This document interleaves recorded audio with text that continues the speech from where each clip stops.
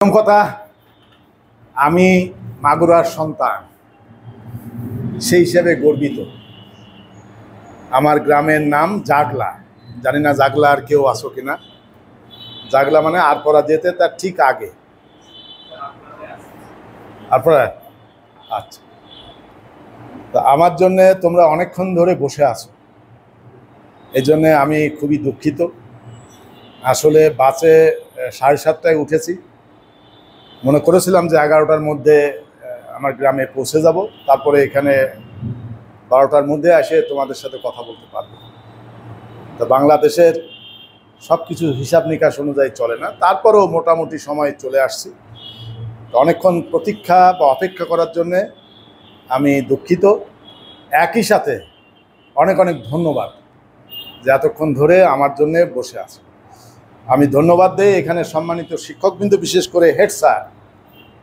উনি আমার ছাত্র হতে পারেন, কিন্তু এখানকার head of the department head sir সহ যারা সম্মানিত শিক্ষকবৃন্দ আছেন, তাদেরকে আমার পক্ষ থেকে, যেহেতু আমি ঢাকা বিশ্ববিদ্যালয় থেকে আসছি, ঢাকা বিশ্ববিদ্যালয়ের পক্ষ থেকে শুভেচ্ছা। এখানে আমরা যারা আছি সকলেই একটাই পরিচয়, আমরা শিক্ষক। এইটা আমি সবসময় ধারণ করি। আমি ঢাকা বিশ্ববিদ্যালয়ের শিক্ষক হতে পারি, তো যিনি কলেজে পড়াচ্ছেন উনিও শিক্ষক। এখানে কোনো পার্থক্য নেই। হ্যাঁ, সুযোগ সুবিধার কারণে অনেক কিছু ঘটে, কিন্তু শিক্ষক। এবং সত্যি কথা যদি বলি, এনারাই প্রকৃতপক্ষে শিক্ষক। অনেক অসুবিধার মধ্যে পড়াতে হয়, অনেক সুযোগ সুবিধা না থাকা অবস্থায় পড়াতে হয়।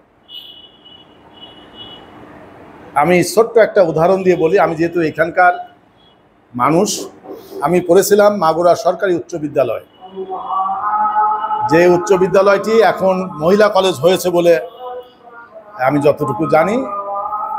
স্কুলটা এখন ওখানে চলে গেছে। আর এইটার পাশে একাডেমি স্কুল ছিল। একদিন আমরা যখন এসএসসি পরীক্ষা দিয়েছি, রেজাল্ট হয়েছে, দুইজন হেড স্যার কথোপকথন হচ্ছে। তা আমাদের একাডেমি হেড স্যার বলতেছেন গভর্নমেন্ট স্কুল হেড স্যারকে যে তোমার কয়টা ফার্স্ট ডিভিশন পেল? এই 15টা না 20টা পেয়েছে। প্রত্যুত্তরে উনি জিজ্ঞেস করলেন তোমার একাডেমি থেকে কয়জন পেল? তাহলে 2জন না 3জন পেয়েছে। তখন গভর্নমেন্ট স্কুল হেড স্যার খুবই বড়াই করে বলতেছেন, গর্ব করে বলতে, দেখো তো আমাদের এখানে 15 জন পেয়েছে, তোমাদের এখানে মাত্র 3জন পেল, কি পড়াইলা? তো ওই একাডেমির হেড স্যার খুব সুন্দর উত্তরটা দিয়েছিল যে দেখেন স্যার, আপনি তো সব ভালো ছাত্রদের নিয়ে পড়ান,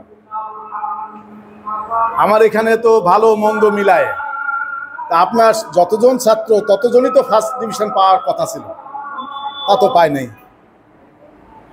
এটাই সত্য কথা। মেধাবী দিয়ে যদি আমরা পড়াই, সেখানে কষ্ট কম হয়।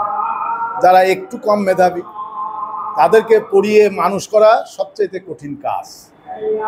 তো এই জন্যে এখানে যে কয়েকজন সম্মানিত শিক্ষক আছেন, তাদেরকে আমি অভিনন্দন জানাই।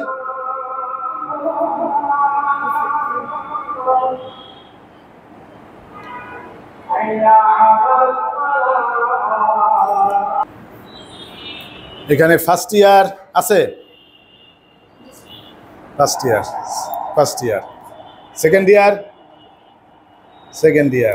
Third year, fourth year. Master second আছে নাকি?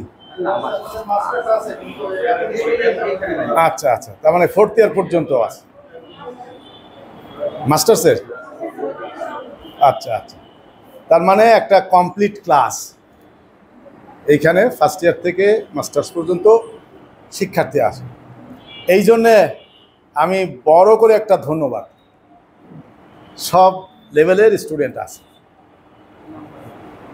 ছাত্র ছাত্রী উভয়ই আছে।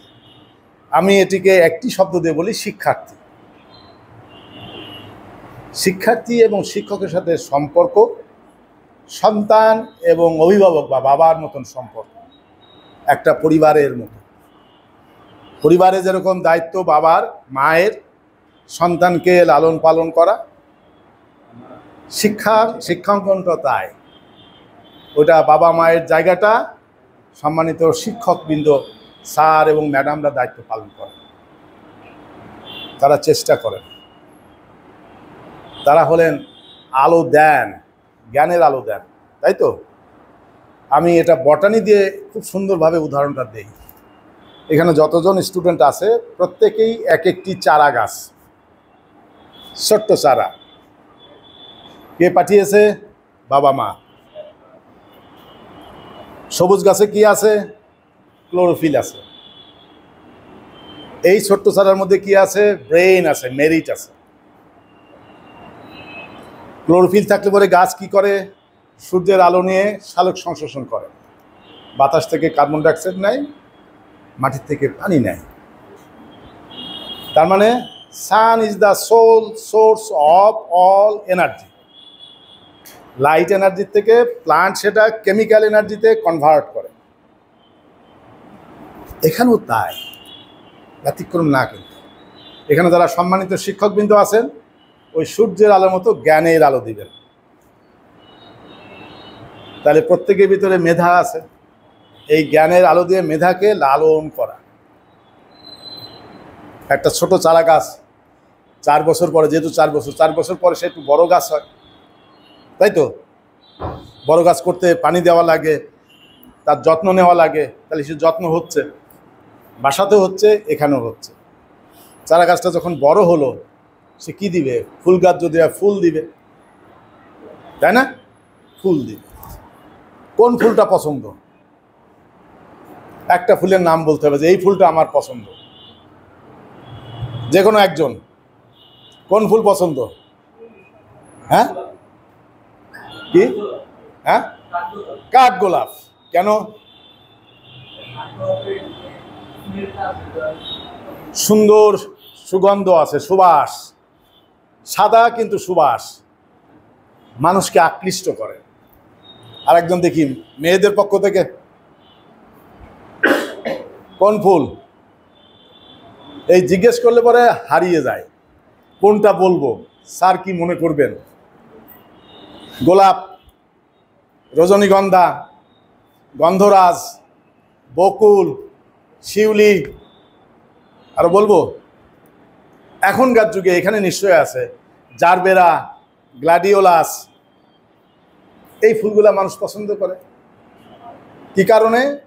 কাঠগোলাপে বলেছে যে মিষ্টি সুবাস আছে, সুবাসের জন্য। গ্ল্যাডিওলা, জারবেরাতে সুবাস নেই, সুন্দর দেখতে, তাহলে দেখার জন্যে। তাহলে এই দুটা হলো চোখের ক্ষুধা, মনের ক্ষুধা মেটানোর জন্য। ওকে? তাহলে এখানে যে যতজন শিক্ষার্থী আছে, বাবা মায়ের ইচ্ছা এবং শিক্ষার্থীর ইচ্ছা ওই রকম যে কোনো একটা ফুল গাছের মতো হওয়া, যে অন্য মানুষরা বলবে যে না, এই ছেলেটি লেখাপড়া করে মানুষ হয়েছে, আলোকিত মানুষ হয়েছে। পরিবার বলবে, নিজের ভালো লাগবে, সম্মানিত শিক্ষকবৃন্দ বলবেন, সকলে বলবে। কিন্তু একটা ফুলের নাম আমরা বলি, পৃথিবীতে সবচাইতে বড় ফুল র্যাফলেশিয়া, সবচাইতে বড় ফুল র্যাফলেশিয়া। কিন্তু তার কাছে কোনো মানুষ যায় না, পচা দুর্গন্ধ, এরকম কেউ হবে না। স্কুল পর্যন্ত ঠিক আছে, বাবা মার শাসনে থাকে। এখন এটা কলেজ মানে বিশ্ববিদ্যালয়, এই অঙ্গনটা বাবা মায়ের শাসন নেই। উন্মুক্ত আকাশ, উন্মুক্ত বাতাস, ইচ্ছা করলে এরকম ডানা মেলে ওরা যায়, তাই তো? কেউ নিষেধ করবে না, ক্লাসের পরে কোনো অসুবিধা নেই। এই উড়ে সন্ধ্যায় বাসায় যেয়ে বা হলে যেয়ে পড়ালেখা করা। একটা লক্ষ্য থাকবে যে আমি এই লক্ষ্যে পৌঁছাবো, তাহলে তার সেই লক্ষ্যে না গেলেও কাছাকাছি পৌঁছে যাওয়া যায়। এর জন্য দরকার কঠোর পরিশ্রম। ঠিক আছে? দ্য বটনিস্ট, উদ্ভিদ নিয়ে, তাই তো? বটানি মানে কি উদ্ভিদ শুধু না, এর সাথে অনেক কিছু আছে না? এই জাতীয় বিশ্ববিদ্যালয়ের সিলেবাস যেটা এখন পড়ো তোমরা, এটার সাথে আমিও যুক্ত ছিলাম, আমাদের হাতে দিয়ে প্রণীত, সুতরাং জানি কি কি আছে। আমি কিন্তু বটানি পড়ালেও বটানি সরাসরি পড়াই না, পড়াই কি মাইক্রোবায়োলজি। ব্যাকটেরিয়া, ব্যাকটেরিয়া কে আবিষ্কার করেছেন? ব্যাকটেরিয়া কে আবিষ্কার করেছেন দেখি, কে? ব্যাকটেরিয়া। মাইক্রোস্কোপ কে আবিষ্কার করেছেন?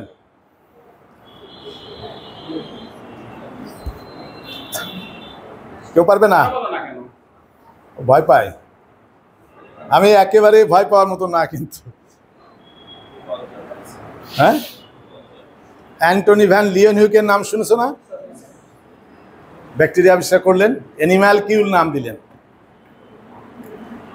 ওই ড্রেনের পানি নিছেন, বৃষ্টির পানি নিছেন, এমনকি এই দাঁতের ময়লা কেউ চিন্তাও করতে পারবে না।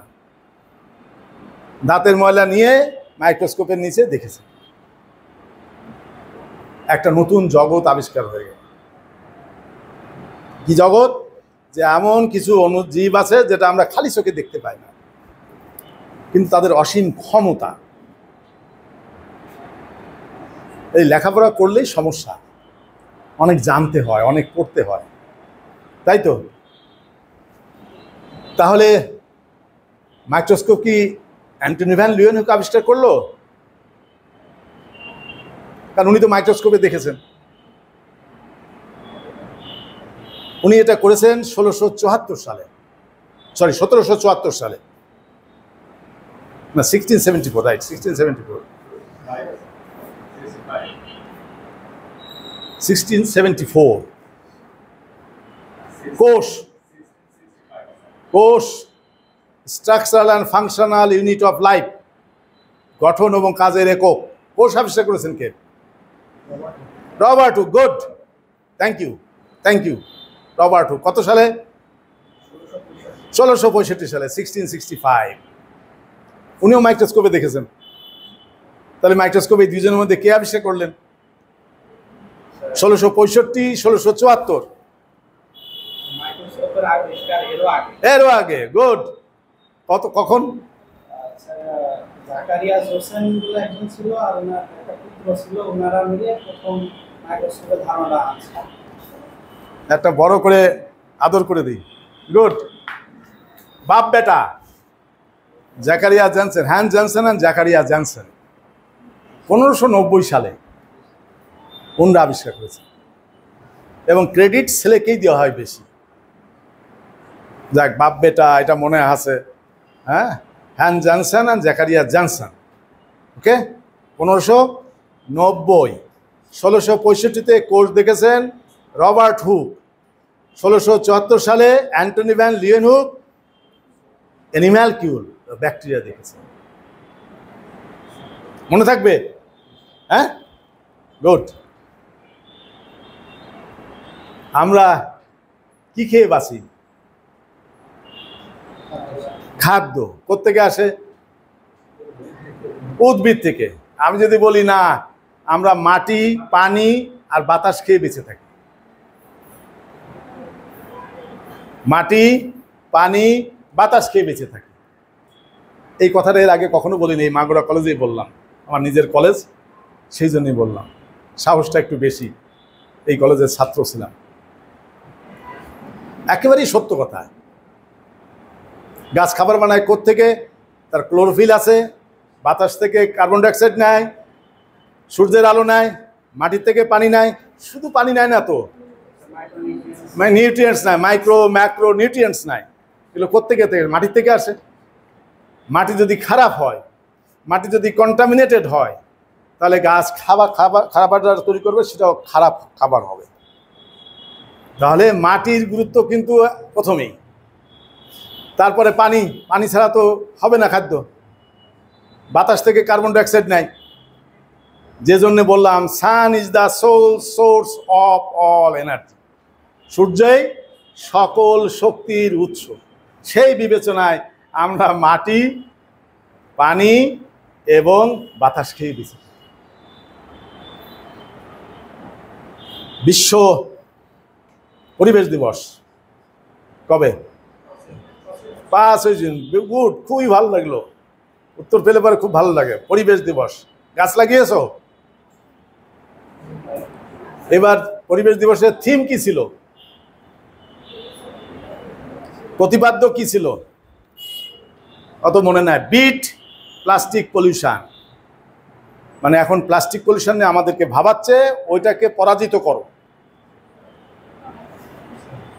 ঠিক আছে, এটা ভাবতে হবে, এই জেনারেশনদের ভাবতে হবে। আমি আবার এটাকে অন্যভাবে বলি, এটা প্লাস্টিকের দোষ না, পলিথিনের দোষ না। পলিথিন ছাড়া আমরা চলতে পারবো না, যে যতই বলুক। আমি এখন বাজারে যাব, এই ড্রেস পরা আছে, মাছ কিনবো, কিসে নিব? পলিথিন ব্যাগ থাকলেও বলি যে একটা পলিথিনের মধ্যে দেন। কেন বলি? কারণ রক্ত ওই ব্যাগের থেকে পড়তে পড়তে যাবে, এটা ভালো দেখা যাবে না। কারণ পলিথিন ইনএভিটেবল, অপরিহার্য। কিন্তু কি করা যায় সেটাকে ম্যানেজ করা, ম্যানেজমেন্ট দরকার। যেখানে সেখানে ফেলবো না, সুন্দরভাবে সেটাকে ম্যানেজমেন্ট যদি করা যায়, পলিথিনের কিন্তু কোনো দোষ নেই। সব দোষ এই মানুষগুলা ব্যবহার করে নির্ভর করবে। আমার পকেটে আমি যদি এমনকি টিস্যু, এখন তো টিস্যু চলে আসছে, হ্যাঁ, এই পকেটে রুমাল আছে, কিন্তু রুমালটার ব্যবহার হয় না।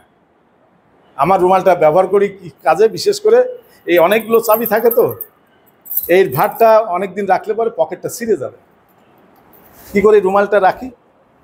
ইমার্জেন্সি লাগলে ব্যবহার করে, আনালে তো টিস্যুটা ব্যবহার করে যেখানে সেখানে ফেলবো না, যেখানে ওয়েস্ট বিন আছে সেখানে ফেলবো। তাহলে এই পরিবেশটা ভালো থাকবে। আর বেশিক্ষণ বলবো না, কারণ দুপুর হয়ে গেছে। বললে পরে ঘন্টা পরে ঘন্টা বলতে পারবো। তারপর তোমাদের কাছ থেকে কিছু শুনবো। আমরা স্ট্রাইক করি, ধর্মঘট করি, হরতাল করি, তাই তো? মানুষ সৃষ্টি সেরা জীব, সব কিছু করতে পারে। কিন্তু যদি ব্যাকটেরিয়া এই কাজটা করতো, তারা যদি স্ট্রাইক করতো, আজকে আমরা এখানে থাকতে পারতাম না। কারণ তারা এই যে সব ওয়েস্টগুলাকে সুন্দর সুন্দর ভেঙে ভেঙে ভেঙে আবার মাটি বানায় দিচ্ছে।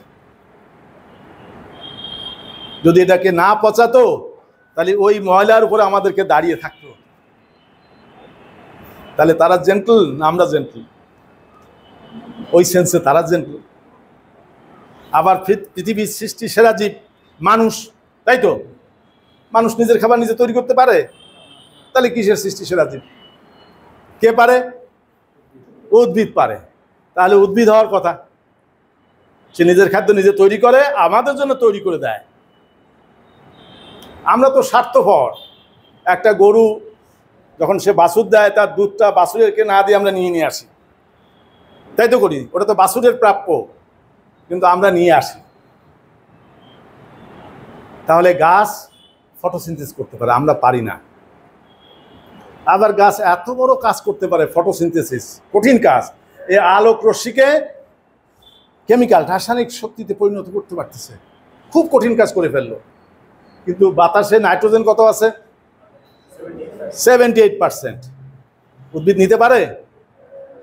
পারে না। তাহলে দেখো, বাতাসে নাইট্রোজেনের সমুদ্র, সেখান থেকে উদ্ভিদ নিতে পারতেছে না। আমরা পারতেছি? পারি না। কে পারে? ওই যে লিওনুক আবিষ্কার করে দিয়ে গেছে যে না দেখা অণুজীব, রাইজোবিয়াম ব্যাকটেরিয়া, নইলে আজোটোব্যাক্টার ব্যাকটেরিয়া, নইলে নস্টক, নইলে অ্যানাবিনা। তাহলে সৃষ্টিকর্তাকে যদি আমরা বিশ্বাস করি, খুব বুদ্ধিমান, বুদ্ধিমান না বুদ্ধিমতী সেটা, কিন্তু বুদ্ধিমান দিয়ে যদি বলি, সব ক্ষমতা একজনের কাছে দেয়নি। মানুষের কাছে কিছু দিয়েছে, ঘাসের কাছে কিছু দিয়েছে, অণুজীবীর কাছে কিছু দিয়েছে। এই যে জানাটা, এইটার জন্য জ্ঞান লাভের দরকার। প্রফেট হযরত মুহাম্মদ কি বলেছেন? জ্ঞান আহরণের জন্য শুধু চীন দেশে যাও, বলেছেন তো? তার মানে জ্ঞান আহরণ করাটা মাস্ট,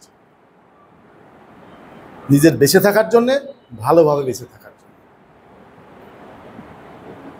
তাহলে আর কিছু আমার বলার নেই। আমার কলেজ, এই কলেজ থেকেই মানুষ হয়ে, এইখান থেকেই ফাউন্ডেশন হয়েছে, এটাকে অস্বীকার করার কোনো উপায় নেই এবং কখনোই করব না। সবসময় স্মরণ করি মাগুরায় এইচএসএস কলেজ। আমরা যখন ছাত্র ছিলাম তখন এটা সরকারি ছিল না, বেসরকারি কলেজ ছিল। তখন প্রিন্সিপাল ছিল আমার যতদূর মনে পড়ে মঞ্জুর হোসেন বা মঞ্জুর ইসলাম। হ্যাঁ, ওনার নাম আসলে নজরুল, কিন্তু সার্টিফিকেটে আমাদেরকে বলেছেন যারা করে ফর্ম ফিল আপের সময় এনের জায়গায় এম লিখে ফেলেছে, নজরুলের জায়গায় মজরুল হয়ে গেছে। জানি না অনার বোর্ডে হয়তো দেখা যাবে কে ভাই প্রিন্সিপাল ছিলেন, খুব সম্ভবত নজরুল ইসলাম ছিলেন, ইংরেজির টিচার ছিলেন। এই জায়গায় অনেক স্মৃতি, আজকে তোমাদের সাথে থেকে আর একটু স্মৃতি বাড়ালাম। এরকম 8-10 বছর আগে একবার আসছিলাম, ওই বিল্ডিংয়ে ক্লাস নিয়েছিলাম ফার্স্ট ইয়ারের। সেখান থেকে একটি ছেলে আমার ভক্ত, সে বটানি অথবা জুওলজি পড়তে চেয়েছিল, পরে জুওলজিতে পড়েছে, আশিকি রহমান সোম। তোমরা এখন তাকে হয়তো চিনো, পরিবেশ মন্ত্রণালয়ের যিনি উপদেষ্টা তার পিএস আশিকুর রহমান, এই কলেজের এই ছাত্র, এখানকার এইচএসসি করেছিল, তাদের ক্লাস নিয়েছিলাম। ক্লাস মানে কি এরকম একটা ক্লাস নিয়েছিলাম। তোমরা ভবিষ্যতে ভালো জায়গায় যাও, সেই দোয়া, সেই শুভকামনা রইল। এখন তোমাদের যদি কোথাও কিছু জানার ইচ্ছা থাকে যে স্যার আসছেন আমাদের একটু এইগুলো বলেন, তাহলে বলবো, না হলে পরে ইটস এ লাঞ্চ আওয়ার। আমি আপাদমস্তক একজন জাপানি, বাংলাদেশে জন্মগ্রহণ করলে পরেও আমার এখান থেকে এই পর্যন্ত জাপানি। আমার যারা ছাত্র আছে তাদেরকে সবসময় কথাটা বলি, এবং এও বলি দ্বিতীয়বার যদি জন্ম হয় যেন ওই দেশটাই হয়। সো নাইস কান্ট্রি, এত সুন্দর দেশ। তারা ধর্ম পালন করে না, আমাদের ধর্মের কথা যখন শোনে তখন খুব সুন্দরভাবে বলে যে দেখো আমরা ধর্ম পালন করি না, তোমরা ধর্ম পালন করো, আর তোমরা সব অধর্মের কাজ করো। আর আমরা ধর্ম পালন করি না, সব কাজ ধর্মের করি, মিথ্যা কথা বলি না, চুরি করি না, মানুষের ক্ষতি করি না, কাজ নিয়ে থাকি, কে পাশ দিয়ে গেল তাদের টিচ করি না। তাহলে এর চেয়ে ভালো কাজ আর কি? সত্যি তো তাই। সুতরাং তোমরা ভবিষ্যতে যদি কখনো সুযোগ হয় জাপানে যাবে একবার ঘুরতে, কেমন দেশ, বুঝতে পেরেছ? ঠিক আছে, thank you very much, thank you. এখন যদি কোনো কিছু জানার থাকে, বেশি সময় নিয়ে ফেললাম, টিচার তো অনেক কথা বলতে চায় আর কি। বলো তোমাদের কিছু জানার আছে কিনা? কোনো জিনিস আগ্রহ থাকে না, এটা জানতে চায়। সুযোগ সব সময় আসে না। দেখো কলেজের প্রতি কতটা টান। আসার আগে যোগাযোগ করেছি, কারণ এর আগে যখন আসি তখন তো বন্ধ থাকে। এবার যেহেতু খোলার সময় আসছি, ওনাদের সাথে যোগাযোগ করেছি, ওনারা আমার চেয়ে বেশি রেসপন্ড করেছেন যে স্যার এখানে আসবেন। আর আমার এখানে মনে হয়েছে আমি এই কলেজের ছাত্র, আমার এটা দায়িত্ব সেই কলেজে একবার একটু হ্যালো করে আসা, যারা শিক্ষক আছেন, ছাত্র আছেন। আমি বাসায় আমার ফ্যামিলি নিয়ে আসছি, হোল ফ্যামিলি, বিগ ফ্যামিলি, ছেলে মেয়ে, মেয়ের জামাই, ছেলের বউ, নাতনি, তাদেরকে জাস্ট ড্রপ করে দিয়ে ওই অবস্থায় চলে আসছি। প্যান্ট বৃষ্টিতে ভিজে গেছে, চেঞ্জ করার সুযোগ পাইনি, শার্টটা ভিজে গেছিলো, শার্টটা তাড়াতাড়ি চেঞ্জ করে আসছি। কারণ সময় দিয়েছিলাম 12টা, ওই যে বললাম জাপানি, 12টার মধ্যে পৌঁছাতে যখন পারতেছিলাম না, আমার ভিতরে বার্নিং হচ্ছিল, যেটা প্রকাশ করা যায় না, ভিতরে বার্নিং হচ্ছিল যে আমি 12টায় পৌঁছাইতে পারতেছি না। থ্যাঙ্কস টু গড যে বাসার থেকে যখন বাড়িতে যখন বেরিয়েই সাথে সাথে বাসটা পেয়ে গেছি। বাস থেকে নেমে এখন তো রিক্সা নাই দেখলাম, সব হলো ইঞ্জিন, এটাও পেয়ে গেলাম, যার ফলে 12:15টার দিকে পৌঁছাইছি। আমি এই জন্যে সরি। জাপানকে কেন ভালোবাসি, এই ইদানিং দেখলাম যে শিনকানসেন, নাম শুনেছো? বুলেট ট্রেন, এখন তো ফেসবুকে সব দেয়। এই কোনো একটা ট্রেন 30 সেকেন্ড লেট হয়েছে, ক্ষমা চেয়েছেন, জাতির কাছে ক্ষমা চেয়েছেন। Can you imagine that? 30 second late হয়েছে, তার জন্য ক্ষমা চেয়েছে, এমন জাতি। আর অনেক দিন ধরে শিনকানসেন চলতেছে, বুলেট ট্রেন, হ্যাঁ, বুলেটের মতন গতিতে চলে। সেই ট্রেন এ পর্যন্ত কখনো যাত্রী আহত হয়েছে, অ্যাক্সিডেন্ট হয়েছে ঘটেনি। ওকে, থ্যাংক ইউ। এদিক দিয়ে একটু ঘুরাই নাও, সামনে চলে আসো।